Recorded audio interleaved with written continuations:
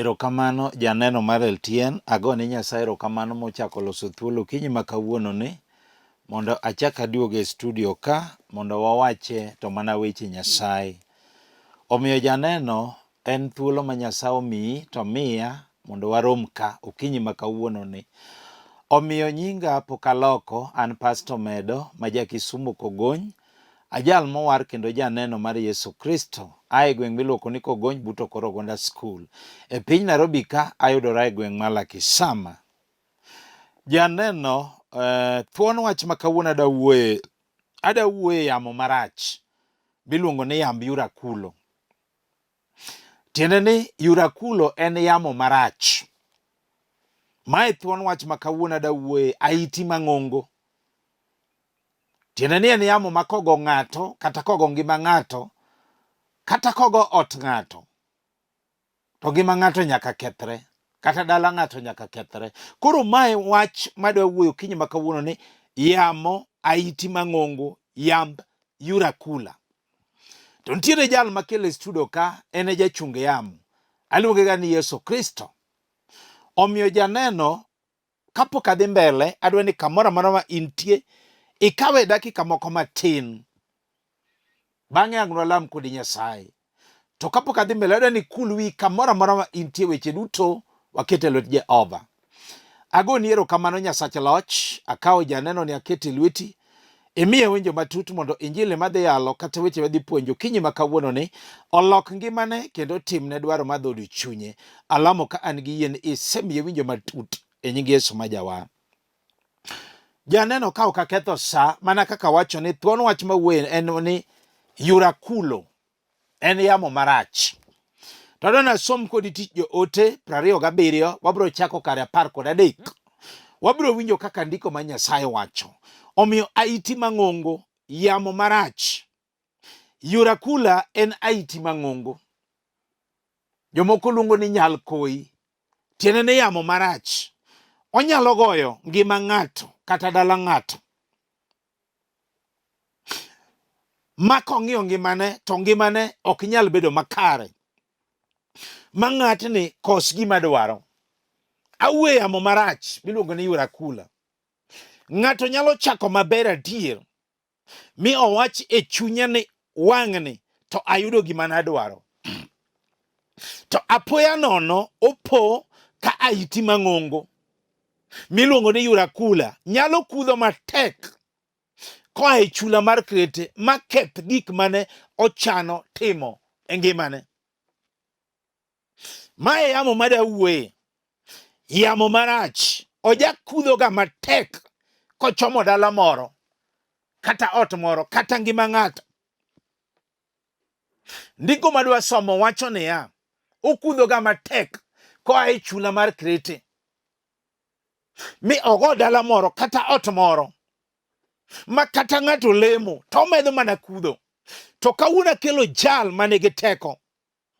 Jal manigi teko, Yesu Kristo, ene monyalo chungo yamo kinyi ma kawuono ni. Kuro bedane mos mondo iwinj wach Nyasaye. Adwa ni kaw mumbi mondo wasom kodi ndiko. Tich Joote 27, wabro chako kare 13. Thuon wach wacho niya, kane ya milambo ochako kudho mos, to ne gigalo ni ginwang'o gima gidwaro. Kane ya milambo ochako kudho mos, to ne gigalo ni ginwang'o gima gidwaro. Omiyo ne wachako wuoth madiny e dhonam miluongo ni chula mar Krete. Tandiko wacho niya 14, to bang' kinde matin, ahiti mang'ongo miluongo ni Yurakula nokudho matek koa e chula mar Krete. Ne ogoyo yie mi otamo mwomo. Omiyo ne waloko yie mondo yamo oterwa atera kuma okudho ka ochomo. Akani ng'ato be winjo wach Nyasaye. Kane ya milambo chako kudho mos, tiende ni kane ichako, nitiere joma nochako maber, ma gigalo ni ginwang'o gima gidwaro. Mae wachno. Omiyo weche ne beyo. To apoya nono gipo ka ngima gi olokore. E kane gipo ni to bang' kinde matin, nyalo bedo higa achiel, nyalo bedo dweche 7, nyalo bedo higni 5, nyalo bedo higni 10, ni to bang' kinde matin ahiti mang'ongo miluongo ni Yurakulo nokudho matek kochomo chula mar Krete. Tiende ni nokudho matek mochomo dala moro, ochomo ot moro, ochomo ngima ng'ato moketho. Makati lemo iwacho ni koro weya motero atera kumochopo. An ka en kama to koro an akia gima nyalo timo. Wacha liwe liwalo. Adwa na wuoye gi mama moro mobedo mosani, jaduong' moro, nyako moro, chiliel moro, nyathi sikul moro, mawacho dine pasa ane okanindo tieno. Kare mane mayamoni ochomo oda kata chomo ngimana nikech okane gik moko kaka na chako to tido kane ka gik moko dhi kaka dwaro. To kawuono kelo jal mane gi teko. Aluonge ni Yesu Kristo. Eno jochung' gayamo ka weche tek. Kawuono biro lamo kodi e studio ka. Jal mane okonindo tieno mawacho dine pasta ane mayamoni ochomo oda. Wuoye gi ng'ato moro nena kasani. Adier mane ngimane nodhi maber chon. Mino galo ni onwang'o gimodwaro. To apoya nono tuo moro go ngimane okia kumoae. Samoro en sukari, samoro en asma, samoro en maringe chogo kata maringe remo, samoro en wich bar mochwere, samoro gin lek maricho, samoro en maringe chogo, samoro en asma, samoro en matuo kansa. Nodhi maber to tinde okia tuo moro go e ngimane apoya nono. Ma iluongo ni Yurakulo yamo marach. Ahiti mang'ongo. Ma dwaro mana Yesu ja Nazareth. Jal manyalo chungo yamo mama. Kata ng'at manena ka otanda mar midekre. Onyalo chungo yamo miyud chang makende. Wawuoye gi ng'ato matinde wacho ni tuona ni aneno ka tuona ni biro nega. Ma yamo marach moa chula mar Krete. Dongineno kokudho matek. Oseketho ngimani gi tuo. To kawuono kelo Yesu rabi. Jal mane gi teko manyalo chungo yamo. Awinjo ko biro chungo yamo chudo ka. Jal mabiro kawa yie kende. En tire chudo ka obiro timo ne ng'ato. Waluong Yesu no rabi. Usibla saro jakondo mula. Akeli ukinyi ka chudo ka. Jal mawacho dene pasta ane mayamoni. Umona nindo kanyal nindo tieno. Ng'ato samoro nena kadier. Mane yamoni endi no tieko skul maber. Kendo ne osomo. Samoro en gi certificate. Samoro en gi degree. Samoro en gi masters. Adier no wacho na adier an katieko skul. Tangena biro yudo tich. Apoya nono. Opo ka tich mane odwaro otame yudo. Osewuotho komanyo tich. Mamanyo tich. Olokore tich. En kamora mana modhiye. Ing'ise na kuna kazi. Samoro ing'ise ni kuja kesho. Adier kamora mana modhiye. Osetimo application mathoth. Kata ng'at mandike onge. Kata duoko onge. Samoro adier onena ka. Ena casual higa ka higa. Ng'at mandike tich permanent onge. Wawuoye yamo marach. Yurakulo yae.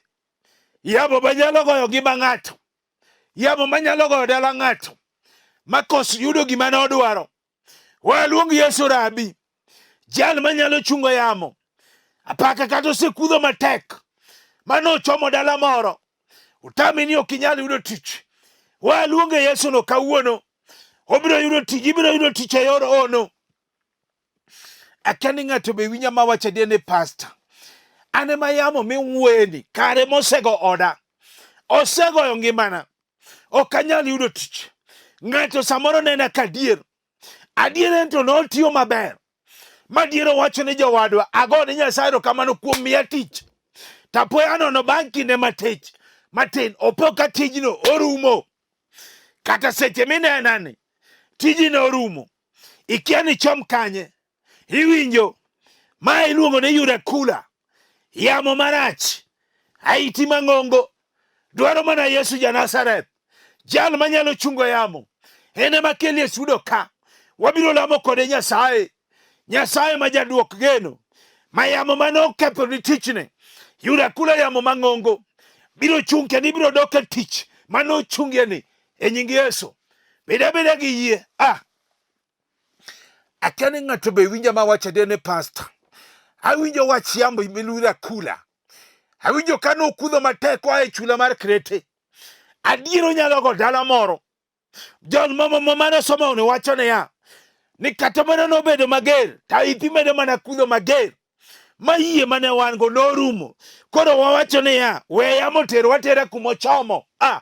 Tam yamo, tam Satan. To Satan biro ringi. Ng'ato nena ka dier. Mama moro nena ka dier, nyako moro nena ka. Adier kana en nyaka dier kana odongo. No wacho ni an katiko school. Matiko nyaka college. Alamo mondo chieng' moro. An bende ayude getna. Dichuo makenda ber. Tapoya nono. Opoka kata ng'at mapenje nyinge onge. Wawege ng'ato sani. Adier tino timo limo wede mathoth. Kata jalibe ng'at magame onge. Adier samoro tich to en ga ngimane. To ni ng'at modak go otamore. Samoro en gi nyithindo adek. Ng'ato ka ng'ato gi wuongi. Weche tinde tek, ng'at manyalo kende onge.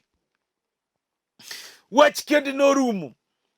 Owacho ni kaka an kod gi adek ni chieng' moro nanyiew lopa mondo agedie. Chuo chalre. Iwinjo. Ma iluongo ni Yurakulo. Ma iluongo ni Yurakulo. Yamo marach. Ahiti mang'ongo.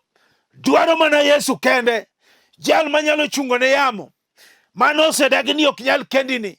Kendi biro kendi e yor ono higani. Beda gi yie. Waluonge Yesu yae. Yurakulo yamo marach. Ma ng'ato nena ka. Ma wache ne pastor. Ane mosego ngimana. Ok anyal dhi maber. Weche tek koda. Wacho gi Yesu ni kawuono. Jal manyalo chungo yamo. Makata nosenyieri. Ni ok inyal tedo. Ibiro tedo e yor ono. Akia ni ng'ato be winja. Mawacho ni pastor. Awinjo kane ma Yamb Yurakulo. Yamo marach miwene. Ane mosechomo oda. Osego ngimana. Ng'ato samoro nena ka adier. Adier mama moro nena ka. Adier ka nokende. Ne ochako maber. Mowacho ni wang'ni tayudo jachuo. Kendo ayudo wuod wegi ndi. Samoro nyuolo go nyithindo 2. To kwe otamore. Apoya nono kwe otamore. Madakni okethore. Sani onena koda kende. Weche ge lit e ngimane. Samoro nyithindo nowe kama notede. Samoro to bende en godo. Weche gi tame kata nindo tieno. Iwinjo mama. Ma iluongo ni Yurakulo. Yamo marach. Ahiti mang'ongo. Dwaro mana Yesu kende. Jal manyalo chungo ne yamo. Makel kwe odi. Michaki doge dala mani weyo cha. Machuori luongi. Onge gima tek manosetamo Nyasachwa. Awuoye Yesu yae. Jal mane gi duoko. Jal moro nena ka. Mama moro nena ka. Mana kane okende. Adier no wacho ni wang'ni. Tayudo dichuo. Asemanyo ndalo mathoth.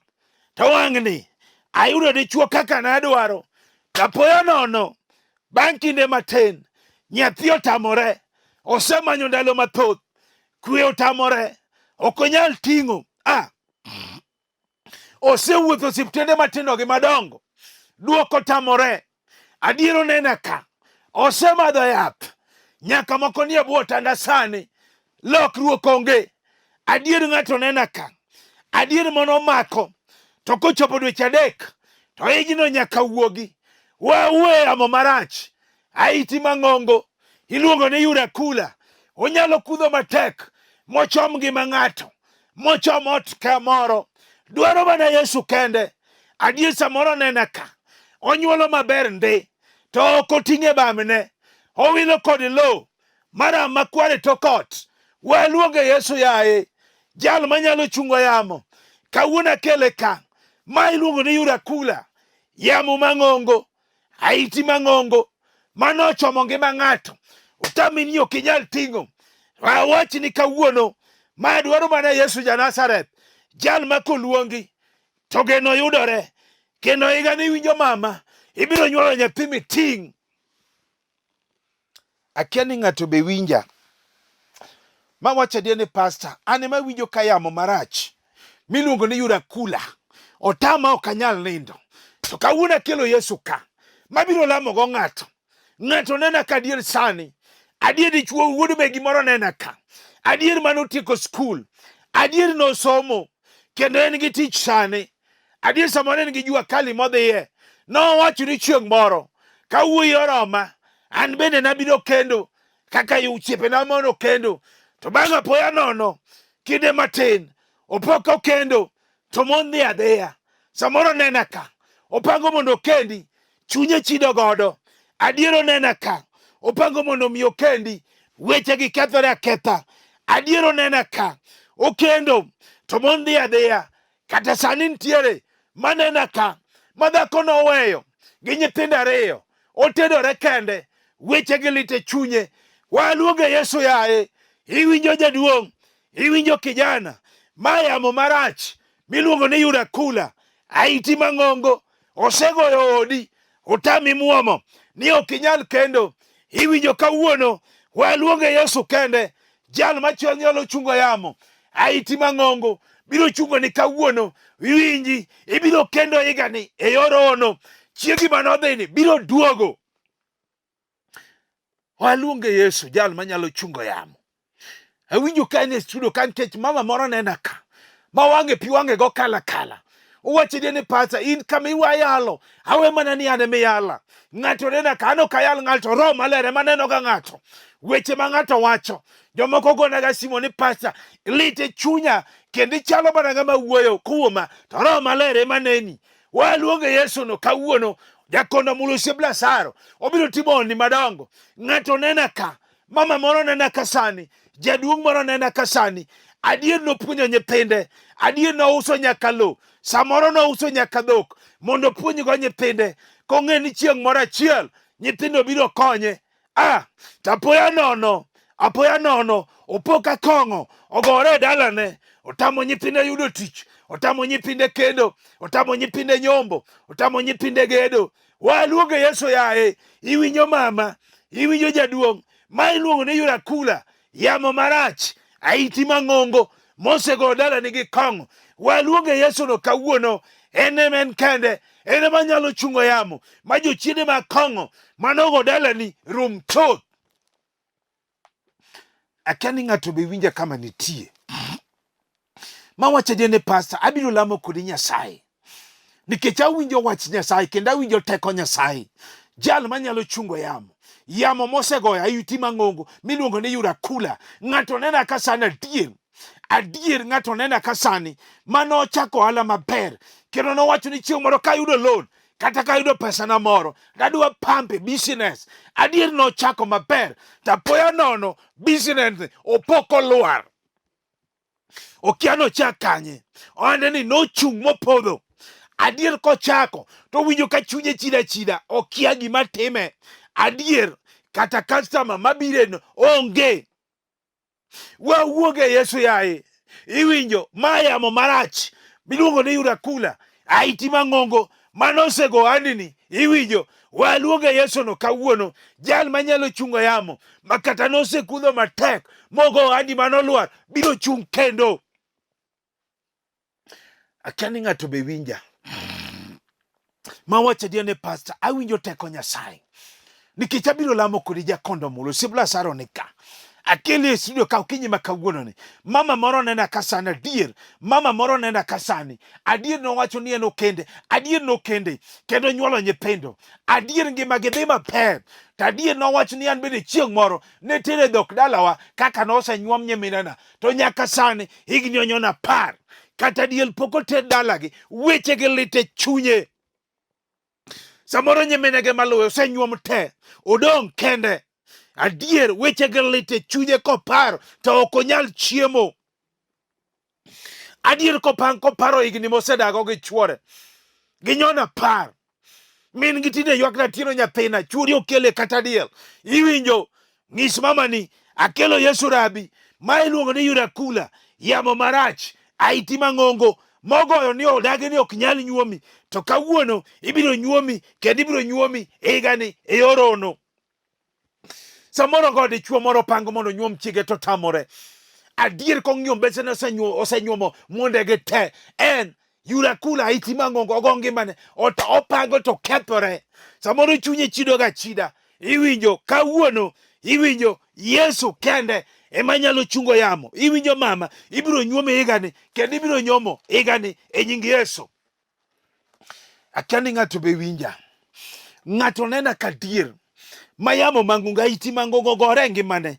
Adier nopango mondo michieg moro koyudo pesane, koyudo tich mondo gerie ot bende, en bende kaka osiepene nigi udi, nigi simba.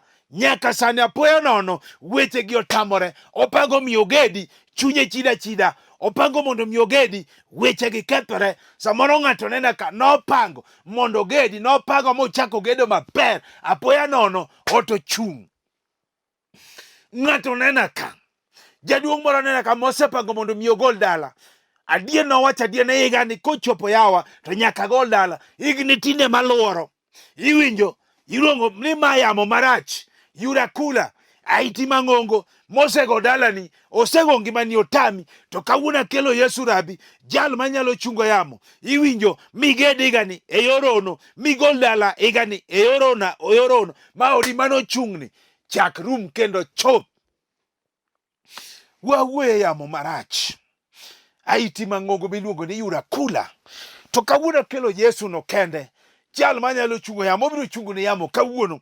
Wawuoye ng'ato nena ka, nyathi sikul moro nena ka, kata nie college. Adier nowacho adier ne jowadwa, an amor kendo asomo maber. Nosomo maber. Samoro en e skunde ma expensive. Adier janyuolne samoro uso nyaka lo mondo puonje maber. Tapoya nono opo ka tuo moro ogore ngimane, otame ni ok onyal somo. Samoro ni somo maber, to poya nono ikia kuma rieko no lale. Itire ka ji biro, ka penj biro tire marema. Adier samoro ine college, okine kama fi biro ae. Weche gi teke chunyi. Apoya nono iwinjo mayamo marach. Iluongo ni Yurakulo ahiti mang'ongo. Osego nyathi sikul, osego ija college, to kawuono kelo Yesu, jal manyalo chungo yamo. Entiere sudo ka, obiro chungo ne yamo. Iwinjo mitiek skul michop nyaka university. Matuo mane sandi ni ok inyal somo ni, ibiro somo kendo e nying Yesu. Nyaka rieko manolali ni Nyasaye biro kelo, nikech en wuon rieko. Akiani ng'ato be winja ka. Mawacho adier ne pastor. Ayie kendo awinjo teko Nyasaye. Adwaro som kodi Mathayo 14. Wabiro chako 22. Muma mar 2 mondo alam kodi Nyasaye. Wadwaro neno chieng' moro. Iluongo ni Yesu no odonjo e yie. Owinjo oyie. To onyiso jopuonjre siauru yie odhi e chuny nam. Sama ne odonjo e yie no mondo olem, en odong' chien mondo olem. Aeto yie no koro ne nie chuny nam. Omera paka. Iluongo ni Yurakulo. Yamo marach notugore ka jopuonjre ne nie chuny nam. Omera Petro.